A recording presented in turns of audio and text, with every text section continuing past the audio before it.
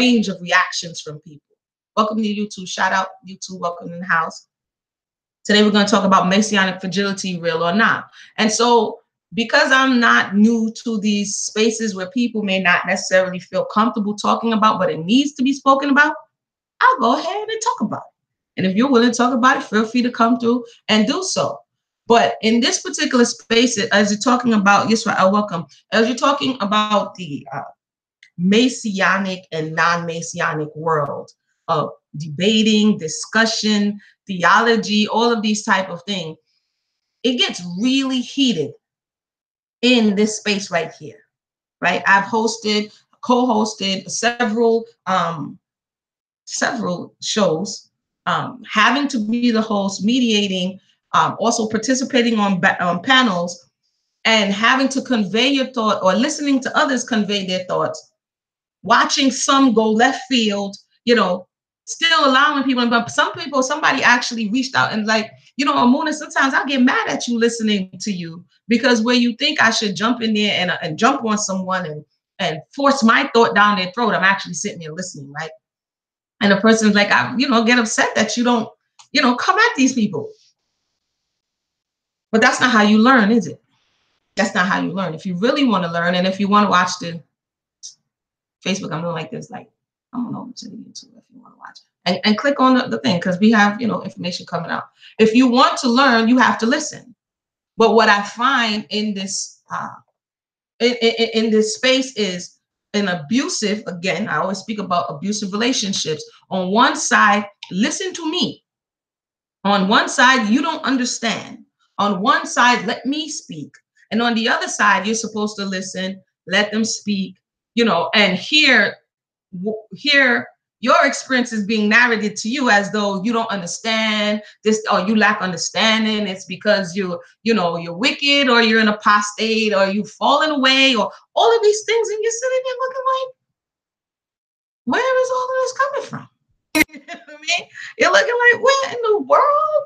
You know, and after so much time, I'm going to be honest, of really putting forth and really showing what you desire to see, and showing how it's done, not just speaking about it. You can go back and listen to the tapes. You can hear the discussion. You can hear everybody being allowed an opportunity to be heard. But I notice that there is a continual imbalance. And I must say, in the spaces that I've been privy to, there's a continual imbalance on the side of what people are terming themselves Messianics, and then defining other people as non-Messianics, and then having this tussle. For those who may not know, this is going to be a religious conversation. So if you're like, I don't want to hear about religious conversation, you can pick information from it, or you can choose not to. It's up to you, okay? So we're going to talk about Messianic fragility, okay? So let me share my screen here on the YouTube side. Hold on. How is everybody today? Hope you're doing well. Up. This YouTube thing be having you like in altered universes, yo. What, the box side? Hold on. It took away my slide. Okay, here we go. So click the link if you would like to present. Here we go. All right, boom. So yes, I did put this Get Out. If you saw the movie Get Out, these characters who are in an altered state of being, and when a light would flash or a camera or something will go off, they might snap out of it for a second before they, you know, and then when they do snap out of it, there's a level of denial about their reality, and the woman is saying no, no, no, and the guy's nose started bleeding. If you didn't see the movie, then you wouldn't get the reference. But so this Messianic fragility that I'm talking about, when I was thinking, what could I use to kind of illustrate, and again, illustrate what was in my mind that I wanted to convey, this came to my mind. All right. Let us proceed, shall we? So fragility is defined the quality of being fragile, weakness, or delicacy. A lot of times fragility is associated with femininity. Don't know why, because in other spaces she's not so weak, but this fragility It's easily damaged. If you put something in the mail, it's glass, it's perishable. They'll put it on your mailbox so people know, not the mailbox, the package, so people will know this is a fragile item. Be careful in the way in which you handle it. So when I say Messianic fragility, what I have realized, and again, I would welcome someone or anyone who's willing to have the discussion, having done their homework. So don't just necessarily go into your feelings, not knowing exactly who in this particular case you're speaking to. Because when I speak to people, I kind of do my homework so that I know who I'm speaking to, so that I won't make a fool of myself by making generality or general statements. Okay, so if you do want to have the discussion, feel free to, but like I said, please do your homework on who you're speaking to, so you won't waste your time just throwing, ad hominem attacks against the screen that's really not going to stick and not applicable to me. Okay, so when I'm talking about the fragility, I'm talking about when you're having a discourse and a discussion about beliefs, why you proclaim what you proclaim, things of that nature. It usually heats up very quickly, for some reason, but we're going to continue. That's just my experience. Let me know what your experience have been. Okay, so essentially when questions arise around these sometimes unresolved spaces, that's the space number one we have to be honest in. In the New Testament, as well as in the Old Testament, there are spaces that we really don't understand. And this is where the confusion comes in. But I'll continue so I don't digress too much. So these unresolved spaces in a person's walk allows them to feel sometimes vulnerable and fearful that they might be exposed. So I notice when people are not fully confident in that which they're subscribing to, but they have an emotional investment in that which they're subscribing to, you're going to get an emotional response, as opposed to getting a response that is more succinct. You know what I'm saying? I'll tell you a quick story. I remember I was in seminary school. I did go there shortly, and we were at a what's it called? We was at a event in upstate New York, and his name was Professor Cole. He came up and he started to give a speech. He started to give, share some Hebrew words, this, that, and the third. And then he came out and said, in a space where there were these Christian peoples, he said, your pastor is lying to you. Just like that. I'll never forget it. And I'm like, that's interesting. Because I'm always thinking, things interesting, something to reflect on. And he's saying your pastor is lying to you. Thereafter, a woman that was in the back, in the rear, she goes into this fit, this tizzy. My pastor ain't lying. And I'll never forget it because she couldn't stop herself. That very statement, it hit her so hard. She didn't wait long enough to hear what else he was going to say. She flies into a frenzy. Okay. I have witnessed this at other spaces continually through this walk. Okay. So there's also a possibility that even though many do not totally understand what they have subscribed to, which is the truth, I'm talking about being truthful with yourself and others. But we tend not to, this culture doesn't allow you to be like, you know what, I really don't know. One would rather make up a whole set of different doctrines and theories to substitute in spaces that the truth is you don't know, or I don't know, or we don't know. I try not to do that because I find it very problematic. But nonetheless, it's done. And this is why we have so many variant doctrines from space to space, from person to person. Okay. I went on to say, understand why they have subscribed to, there's an emotional investment that precedes them being woke. When I'm talking about emotional investment, if you're coming from the church, if you're coming from another Messianic space in which you're emotionally invested in the thought of Jesus, then the thought is, I want to translate this over into this space and then work my way from there. But instead of being honest to say, I have an emotional investment or emotional connection, it's to say, I'm going to go on what is said after that. But let's continue. Let's continue. You feel free to share your thoughts as we go along. Be on the defense. So I've picked out some, not for attacking. This video is not to attack.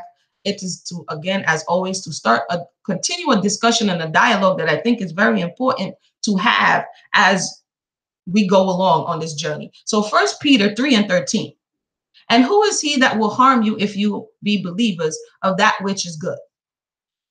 And if ye suffer for righteousness' sake, happy are you. And be not afraid of their terror, neither be troubled. Okay. But sanctify LORD in your hearts and be ready to give an answer to every man that asks you a reason of the hope that is in you with meekness and heart. Having a good conscience that whereas they speak evil of you as of evildoers, they may be ashamed that falsely accuse their good conversation in the Messiah, Christ. Okay, I'm going to put my quotations. Why did I put this?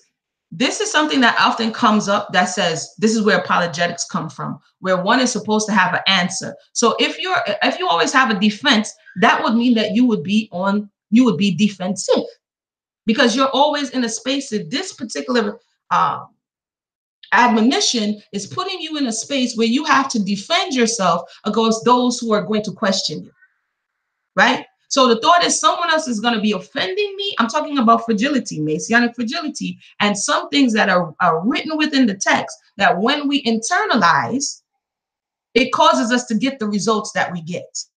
Okay, so this is where I'm going with this.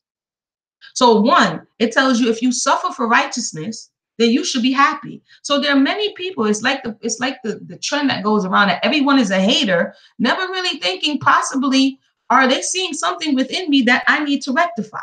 It's always, if something contrary comes up, that person is a hater. And I'm here to tell you that person may not be a hater.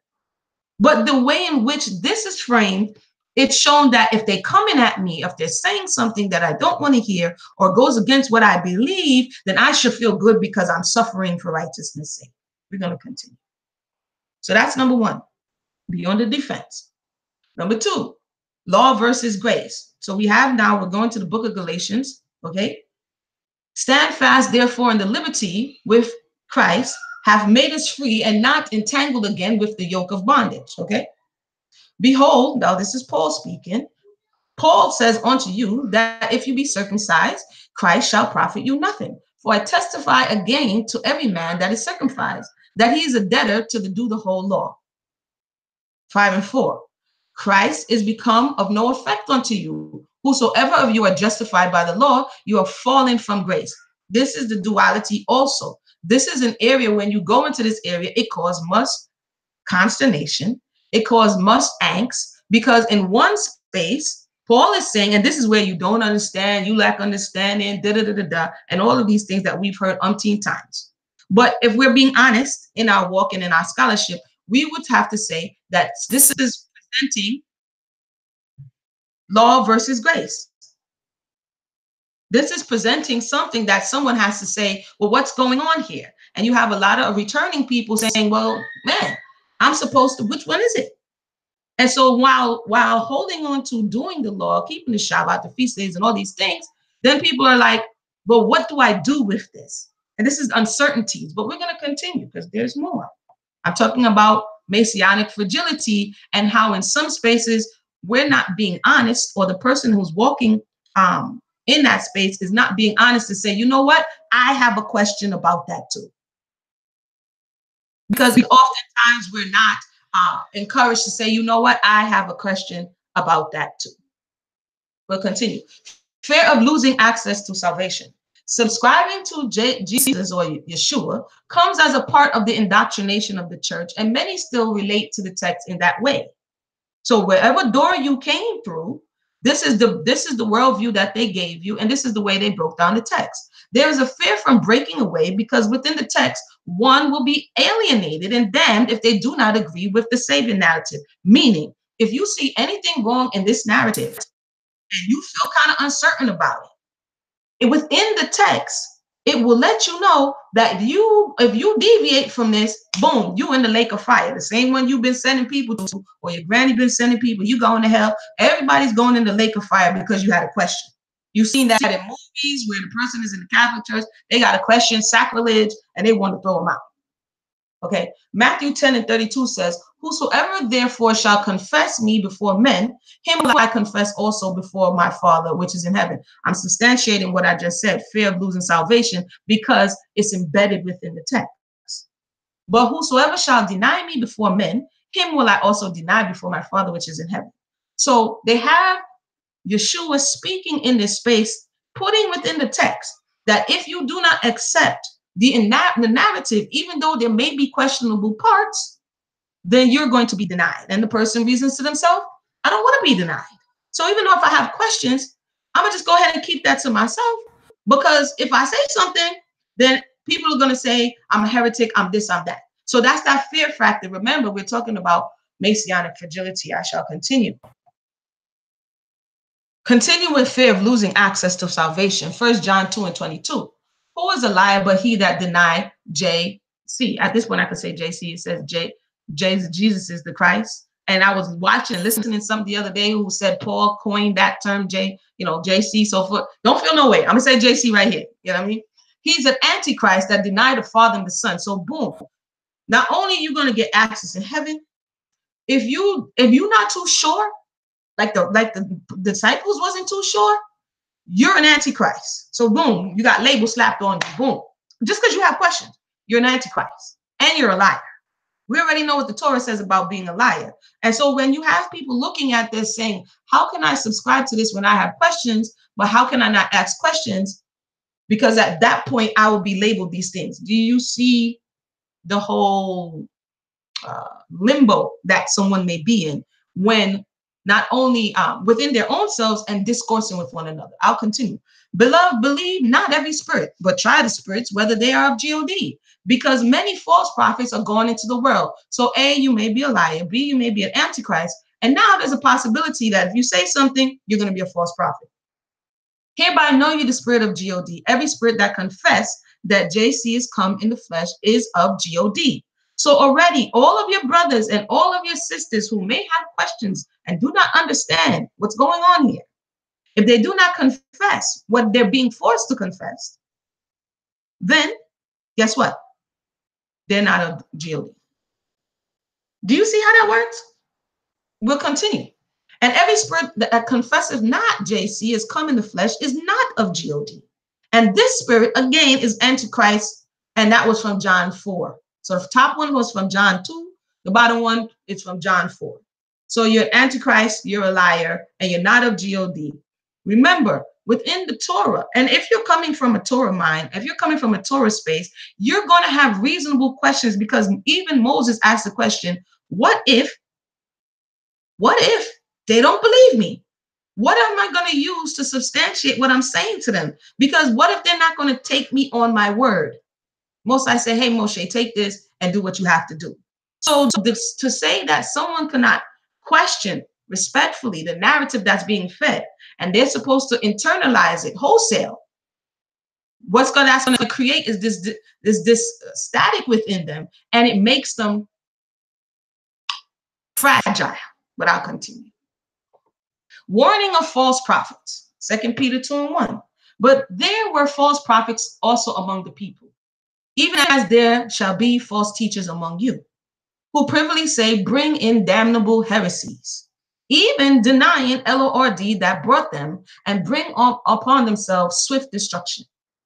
And many shall follow their pernicious ways, by reason of whom the way of truth shall be evil spoken of.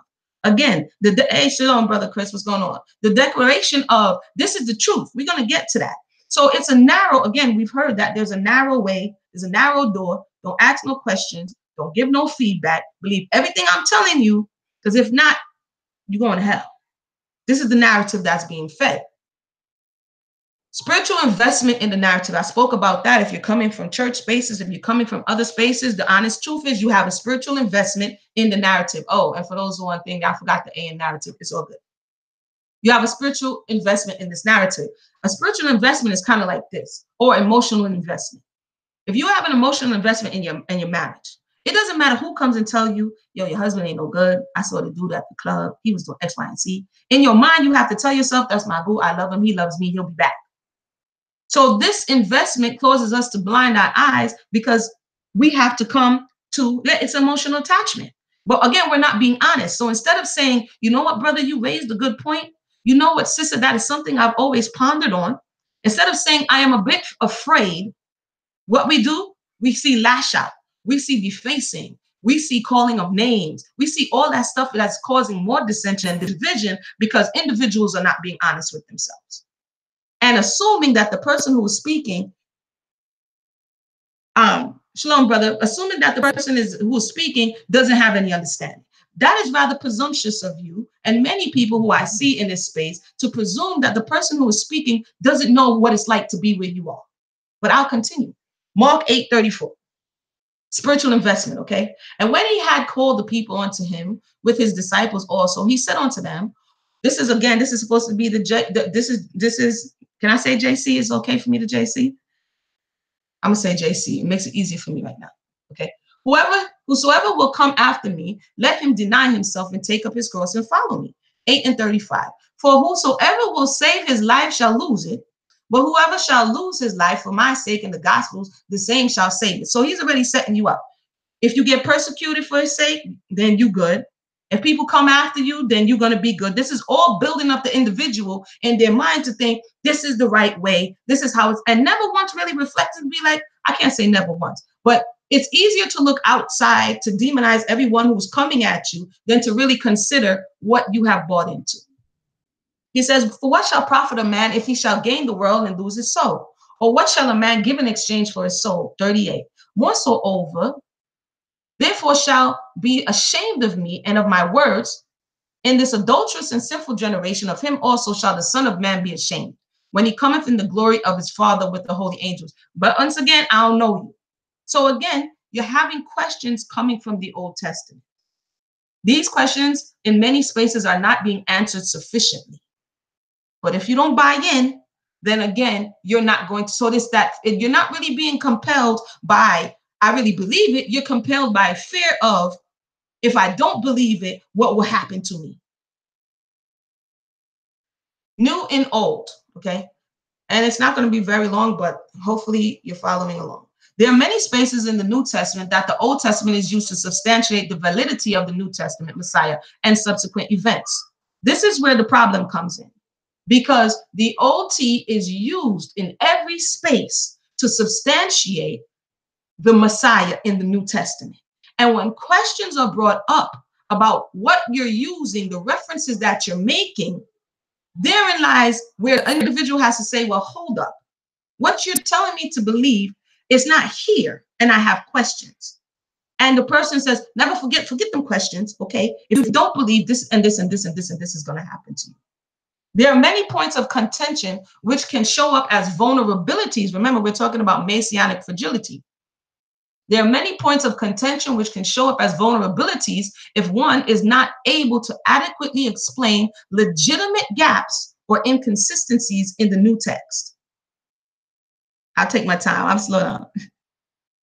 I'll take my time, right? I'll say that again. There are many points of contention which can show up as vulnerabilities. What happens when you're vulnerable? You're going to block, you're going to fear, you're going to lash out, or you're going to retreat.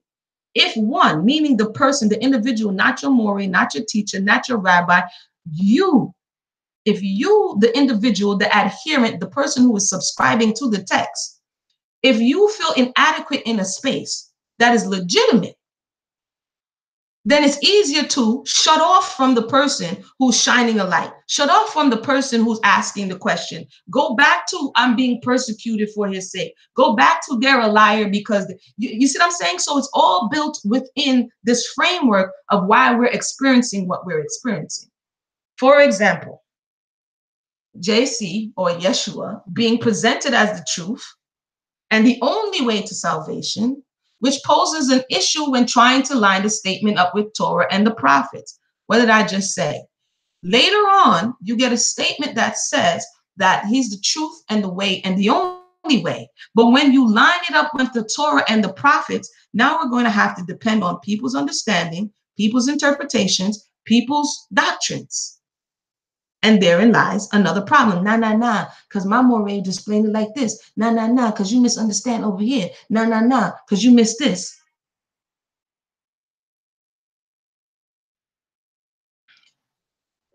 Shalom to everybody who's just joining us. John 4:6. JC said unto him, or Yeshua, I am the way, the truth, and the life. No man cometh to the Father but me. So someone who is familiar with what has come before will ask, well, what happened to Abraham? Did Jacob come unto the Most High?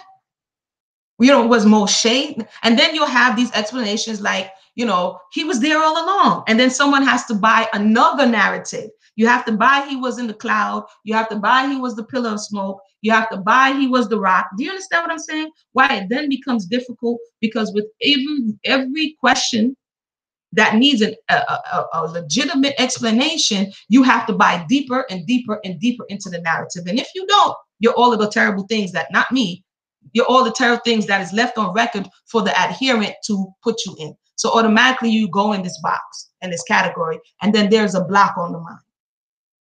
Cursing others with another gospel doctrine. Cursing others. Cursing anyone else, including heavenly bodies, who would teach another gospel or good news. So we're going to go to Galatians. This is Paul in the book of Galatians. This is Paul in the book of Galatians cursing someone else. We see this. We see it from camp to camp, Knesset to Knesset. We see people being cursed because they have another doctrine or another interpretation or another gospel. So he goes on. I'm going to skip down to where he says, and it's up there. Go to Galatians. He says, but though we or an angel from heaven preach any other gospel. So he was like, even the Malachim, if they preach any other gospel unto you than that which we, meaning him and his camp, have preached unto you, let him be accursed. So he's cursing people now. Remember, the adherent who's looking at this, who's receiving this, has internalized this. So how many thousands of years later, when you come to your brother or your sister in this return, this is the programming that's going to determine that interaction. Okay. As we said before, so say I now again. So he was like, it wasn't enough to curse you one time. I'm going to curse you 2 times.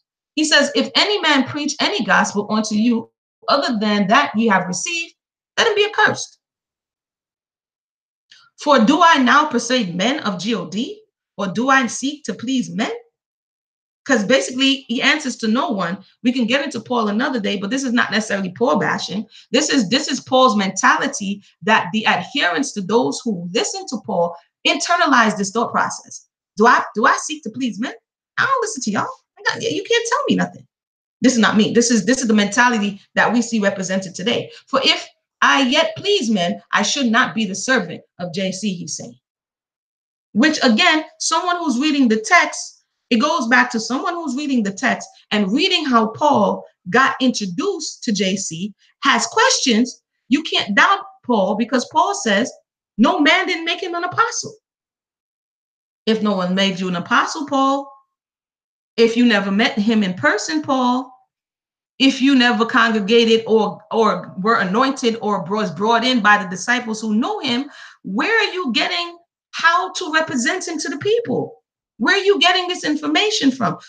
So somebody who has some cognitive reasons, like, okay, leader, teacher, person, I have a question. Where's Paul getting this information from? Don't question. That's sacrilege. You're evil. Do you see how this works? But I'm going to continue. I'm going to drink a little water while I continue.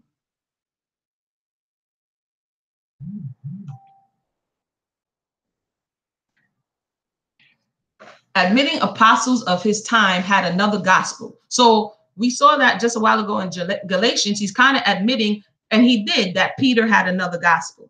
Okay. Thank you, Brother Davon. Peter had another gospel, according to him, the gospel of the Judaizers, saying, hey, if you're going to come keep the Lord and keep the law. And Paul is like, no, don't mess up my stuff. I got some, you see? So we have, when you go towards the New Testament, realize that there are different voices speaking. And in some places they do contradict. So if we're going to be honest about this journey, we have to say, hey, Paul said this, but Peter said that. What's up? Galatians 2. And 2. I went up by revelation and communicated unto them that gospel which I preached. So he personalized it now among the Gentiles, but privately to them which were of reputation, lest by any means I should run or had run in vain. We'll jump down to 4. No, it's short. But neither Titus, who was with me, being a Greek, was compelled to be circumcised. Again, what he's calling another gospel, you might as well call it doctrine, because they had a difference of opinion. And that because of false brethren, this is what we hear now, unawares brought in, who came to privily spy out our liberty, which is in JC, that they might bring us into bondage. Are you hearing? So different congregations have different doctrines. And if someone comes and are looking according to what should, because it should be one. And someone says, whoa, what are you doing? In Paul's estimation, he says they came to spy him out. They were false. So already the division, he doesn't talk to any man. He doesn't listen to any man. He doesn't get an instruction from any man, right? There's questions around his validity as an apostle. So he already shut that door. He cursed you if you listen to anybody, and cursed them too. And made it a problem to have a dissenting view to get to the bottom of it. This is why am I bringing all this out? I'm wondering, why are you talking about all this? Because this is what we the people have internalized and contribute to why you can't get anywhere. And again, like I said, if anybody would like to join in, feel free to do so. But before you do so, please be aware of who you're talking, who is speaking presently, because I say that because I'm not here to bash. Because if that was the case, in all of the spaces that I had an opportunity to bash as a host, I would have. But I allowed people countless occasions, because the objective was to get to issues that we can agree on or disagree on and deal with them. But now I tell you the truth, man, this stuff is going too far. I will keep going. This stuff is going too far, and people feel justified in their dirty behavior. That's cut off. Sorry about that, Facebook. Y'all got cut off. So I'm gonna continue. That got cut off because the phone battery is dead. I forgot to plug it in. But virgin birth versus Joseph slept with Mary. This is another question that may be in the mind of an adherent. I have heard so-called Messianics come to different understandings, and even gone to battle about what this meant. But again, this is another space where, if you're being honest, one would have to say, I have a question in this area. Okay, the narrative opens up with a questionable occurrence that needs further explanation. It goes on this wise, Matthew 1:18. Now the birth of JC was on this wise. When, as his mother Mary was espoused to Joseph before they came together, she was found with child of the Holy Ghost. That right there is just questions all day. And then Joseph, her husband, being a just man and not willing to make her a public example, was minded to put her away privily. But while he thought on these things, behold, the angel of the Lord appeared unto him in a dream, saying, Joseph, thou son of David, fear not to take unto thee Mary thy wife, for that which is conceived in her is of the Holy Ghost, and she shall bring forth a son, and you shall call his name Jesus, for he shall save his people from his sins. Hold on one second. Sorry about that. Oopsie. Hold on one second. Okay, everybody's good on this side. They got cut off and the phone is bugging out. Okay, so I'm gonna go back to, hold on one. Just hold that, and let me just let them know that they can definitely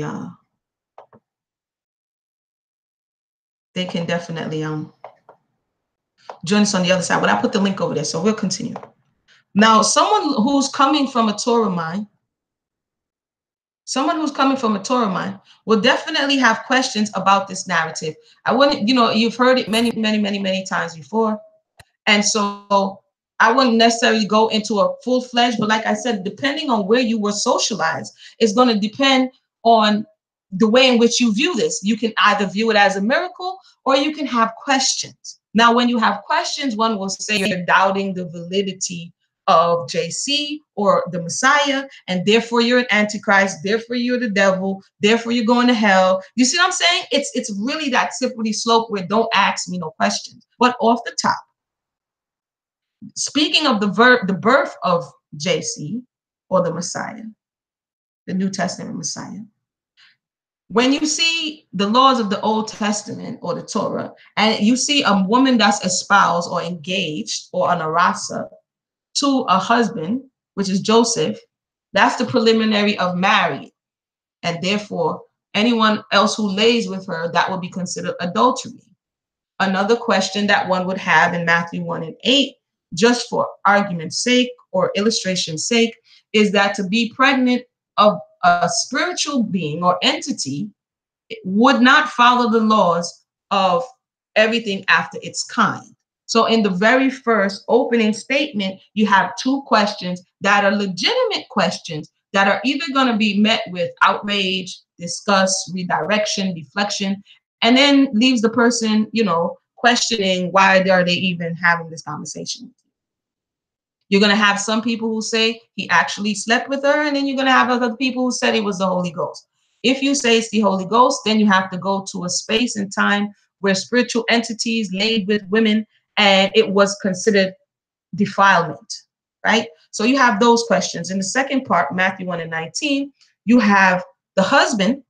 It's saying now that he was a just man, not willing to take her as a public example, was minded to put her away privily. According to Torah, that's not just. So if you're coming from a Torah mind, again, you have about 3 or 4 things that stick out to you in the very beginning of the narrative. Now, if the beginning of the narrative starts off bad, it sets the precedent for somebody to be concerned about what is to follow.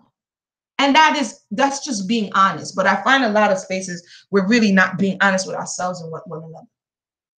It's not just to privately put someone away that has a child that you didn't put there.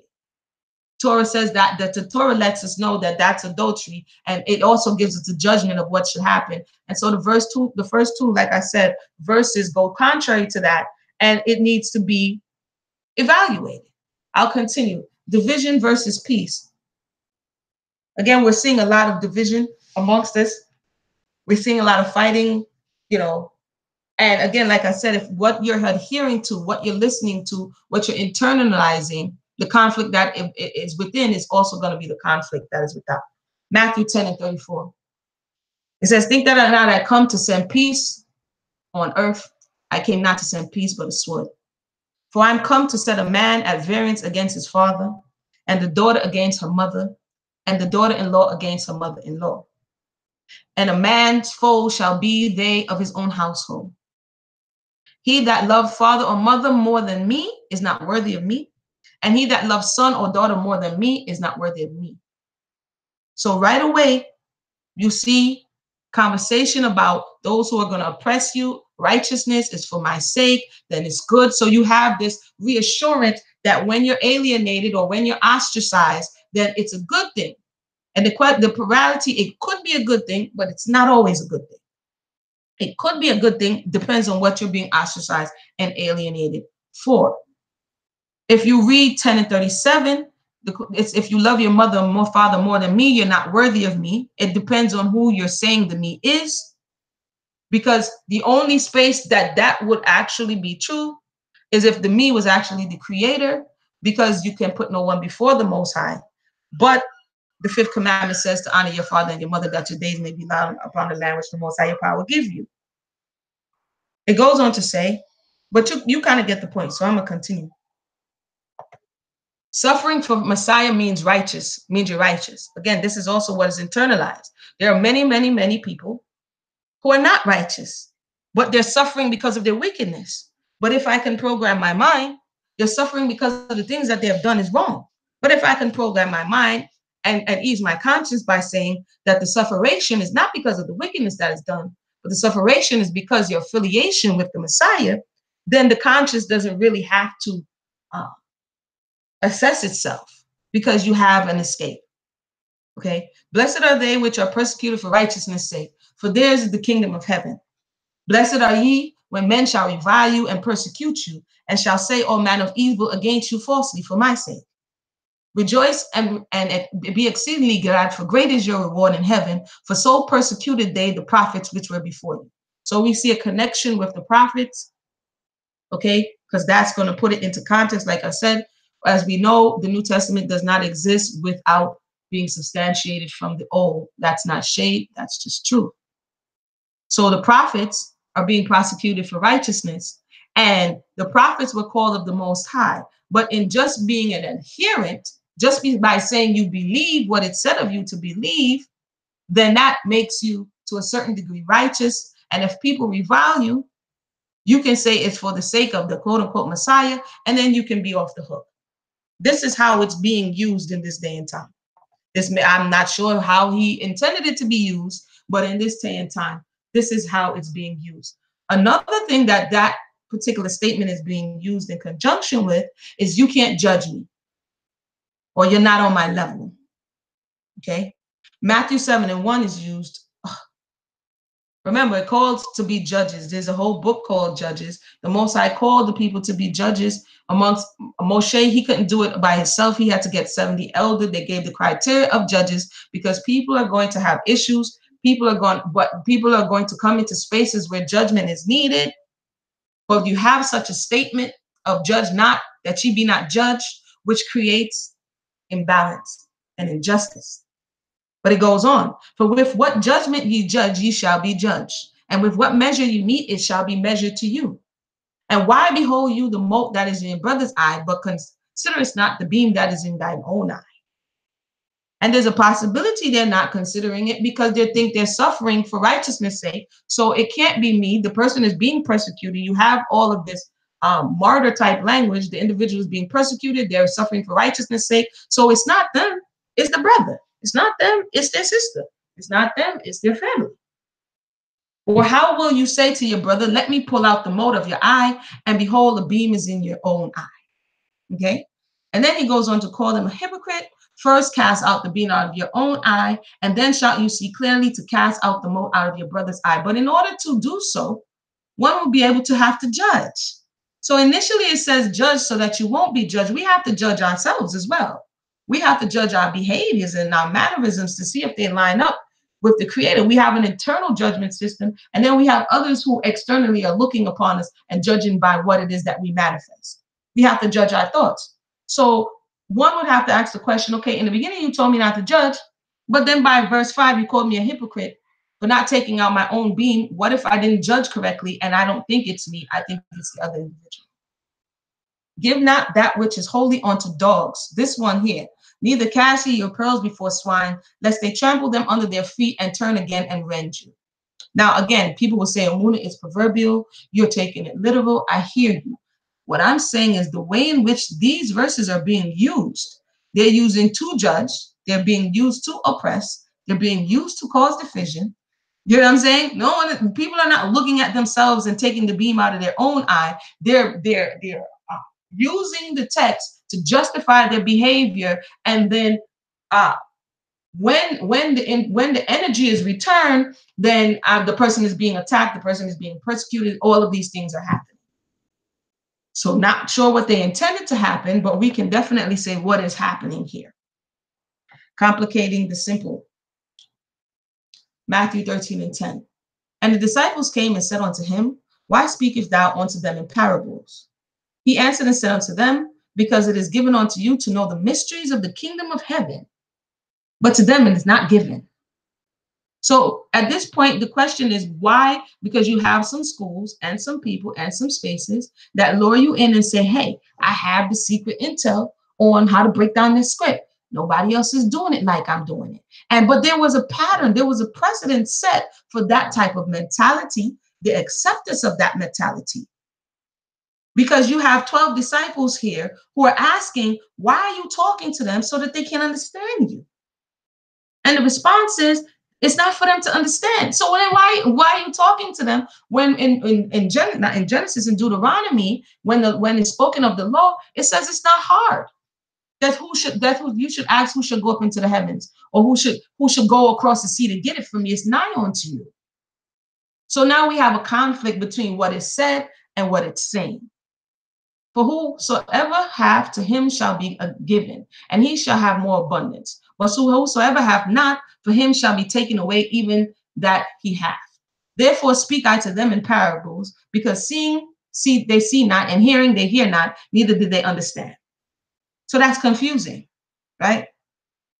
Again, in Matthew 13, all these things spake JC unto the multitude in parables, and without a parable spake not unto him. So he spoke unto them in dark sayings, and the disciples again were asking, why are you doing this? So much so that even the disciples, and you can read it, even the disciples came to a point where they didn't even understand what he was saying. You have some spaces today who are following this mode of operation, who the people have to follow willingly, because the way it's being explained to them, They think they understand, but they really don't. And so when they go out into spaces, they are vulnerable and they are fragile because someone may ask a question that they're not equipped to answer, and it feels as though they're being attacked. So right away, that person has to be either shut out, that person has to be called a name, that person has to end up in the pit of fire because the information is not being disseminated in a way in which the people can have understanding. Hold on one second.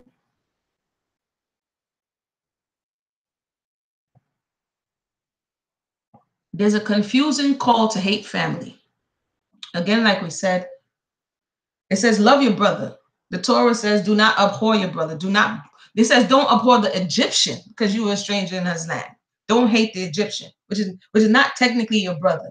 Don't hold a grudge against your brother. It doesn't say don't hold a grudge against your Messianic, non-Messianic brother, Messianic, non-Messianic sister, which I'm seeing a lot of. So now the person, you see what I'm saying? Because on top of Torah has come another set of rules and regulations that even further complicated and draws a wedge between the people. And there went great multitudes with him, and he turned and said unto them, if any man come to me, and Luke 4:26, and hate, and someone say, let's look that word up, we can, not his father and mother and wife and children and brethren and sisters, yea, and his own life also, he cannot be my disciple. So this is an ultimatum. If you want to be the disciple of who at that time was being proclaimed to be the Messiah, then you had to violate a level of Torah, which is the fifth commandment of not to hate your father or honor your father and your mother. And this is not only being said in a parable or being said in a type of way. We're going to go on to see where the New Testament Messiah is actually seen doing this. And if one is going to be honest in their scholarship and in their truth seeking, they're going to ask the question, what is that? Disregard of the fifth commandment. It says, while he yet talked to the people, behold, his mother and his brethren stood without, desiring to speak with him. Matthew 12:47. Then one said unto him, behold, thy mother and thy brethren stand without, desiring to speak with you. So remember, he said it already. So we can't necessarily say that this is not what's going on, because he already said, you want to be my disciple. So now here's his opportunity to say, well, this is how you do it. 12:48. But he answered and said unto him that told him, who is my mother and who are my brethren? I thought his mother was Mary, the virgin, who in the beginning of this very same Matthew, who gave birth to you. And according to the narrative, it was of the Holy Spirit. And he stretched forth his hand towards his disciples and said, behold, my mother and my brethren, meaning this is who I'm subscribing to. This is my family. For whosoever shall do the will of my Father, which is in heaven, the same is my brother, sister, and mother. So question, a reasonable question. Did not Mary, the mother of the Messiah, do the will of the Father? Why wouldn't he go to see what it is that his mother wanted? And was that honoring the fifth commandment or keeping the Torah? And I asked the question again. Again, the story is relayed in Mark. So there's two witnesses of the same story. I'll continue. Why am I bringing this up again? I'm almost at the end. We're talking about Messianic fragility, assessing the ways and reasons we get the responses that we do from one another when we engage in discussion about this particular topic. Because in my experience, both personal and professional, it's shrouded in fear, it's shrouded in some inconsistencies or an inability to really explain what it is that we're looking at.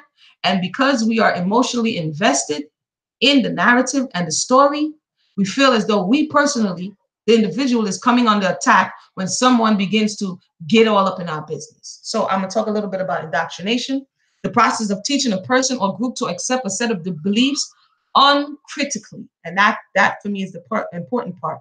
The process of teaching a person or group to accept a set of beliefs uncritically, meaning what I just did would have be considered heresy, because to use critical thinking is to ask questions critically.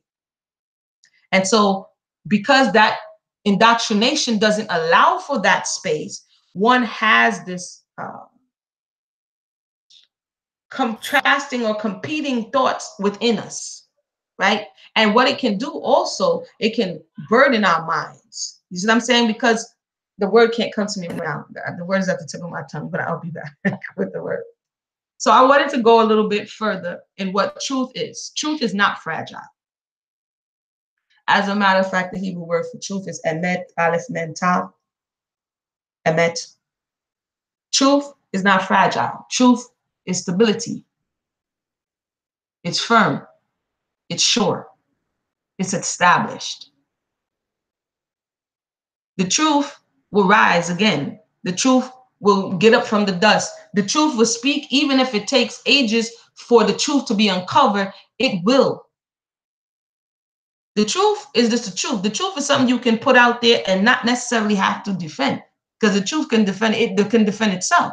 But when we're unsure that what we have is actually the entirety of the truth, and none of us have the entirety of the truth, because it's an ever-learning journey, and the reality is we're just coming back to this knowledge. But when people assume that they have the fullness of the matter, then they become haughty. And when we become haughty, then our ears are closed to actually growing.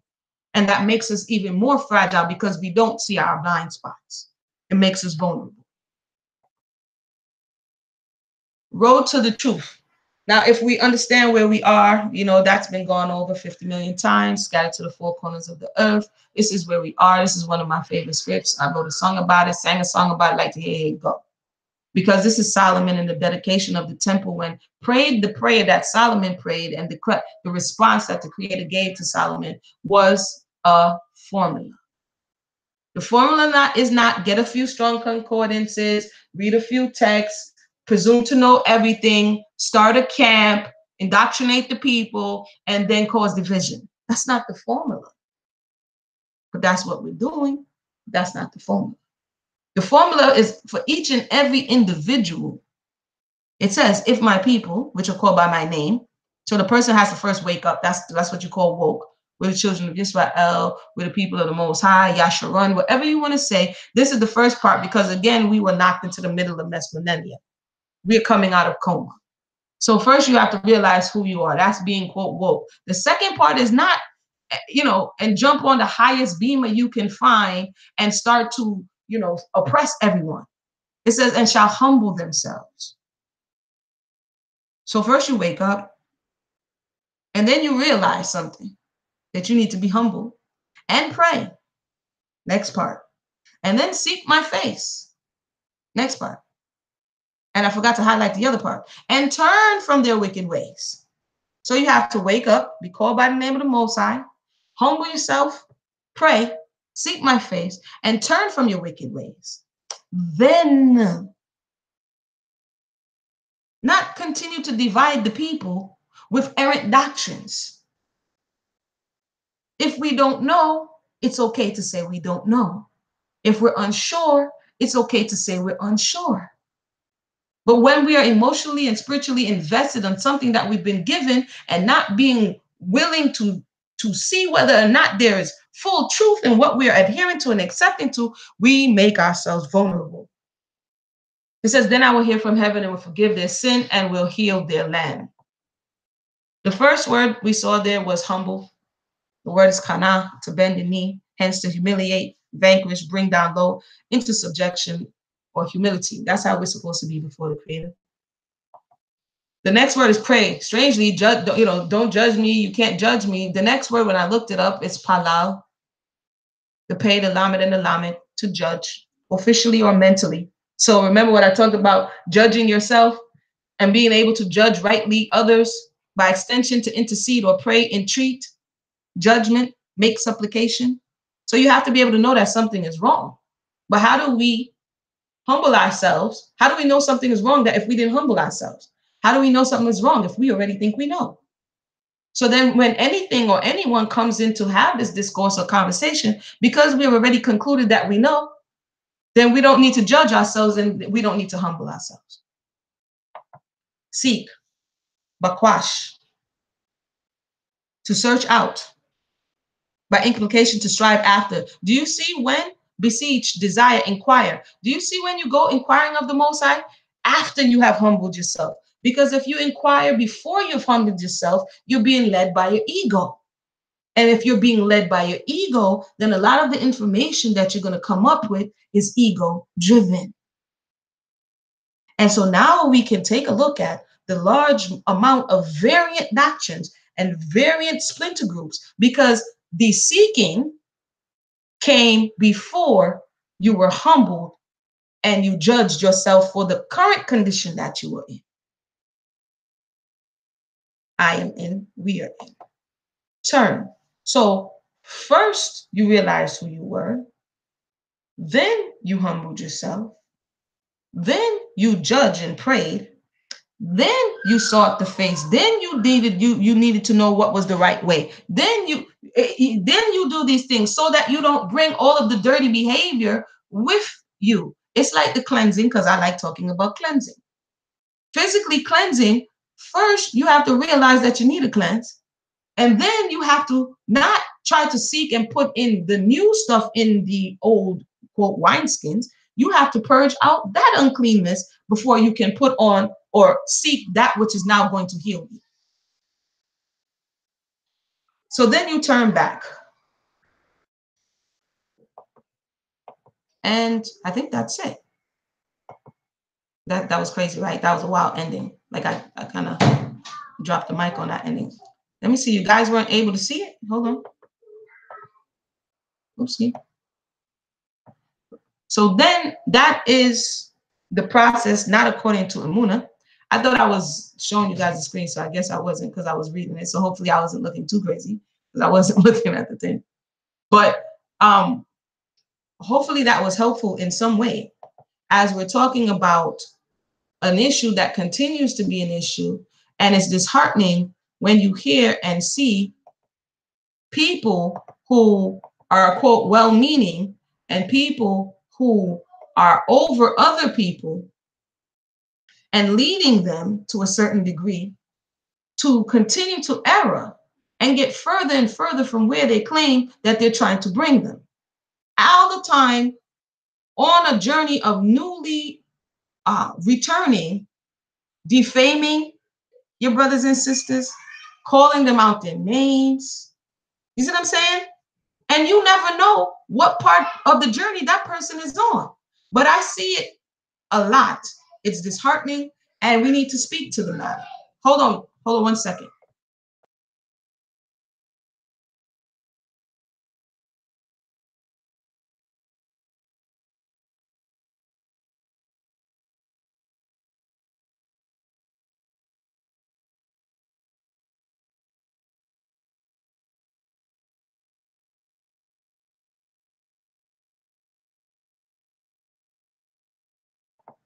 Yeah, sorry about that.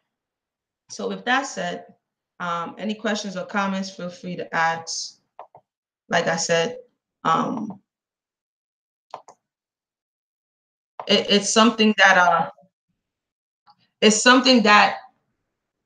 just being in the space that the Most High have allowed me to be in, where you can, speak to both sides and see what's going on and hear. I've actually heard in recent times someone assert that, what are they? It's kind of like what Paul said. Why are they spying out our liberties? Why are they infiltrating?